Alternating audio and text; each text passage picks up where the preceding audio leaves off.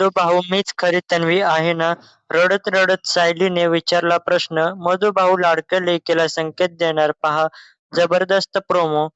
ठरलं तर मग मालिकेत अखेर सर्वात मोठा ट्विस्ट येणार आहे. गेल्या 3.5 वर्षांपासून प्रेक्षक ज्या क्षणाची आतुरतेने वाट पाहत होते, तो क्षण अखेर मालिकेत आलेला आहे. खरी तन्वी कोण? यावर मालिकेचं संपूर्ण कथानक आधारित आहे.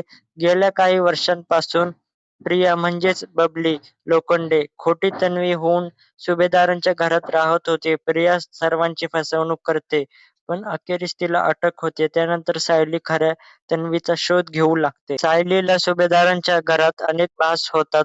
तिच्या आणि प्रतिमा आत्याच्या बऱ्याच आवडी-निवडी अगदी सारख्याच असतात.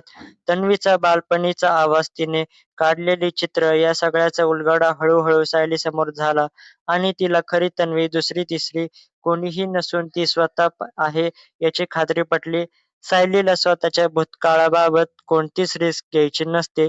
तिचा संशय खोटाही ठरू शकतो. त्यामुळेच सायली तिच्या भूतकाळाबद्दल जाणून घेण्यासाठी मधुभाऊंच्या भेटीला जाते. मधुभाऊ नागराजने केलेल्या हल्ल्यामुळे गेल्या काही महिन्यांपासून कोमात आहे. सायली हतबल होऊन मधुभाऊंना विचारते, "मधुभाऊ, तुमचा एक इशारा मला माझ्या कुटुंबापर्यंत पोहोचवू शकतो? सांगा ना मधुभाऊ, मीच खरी तन्वी आहे ना?" मधुभाऊ काहीच प्रतिसाद देत नाहीत.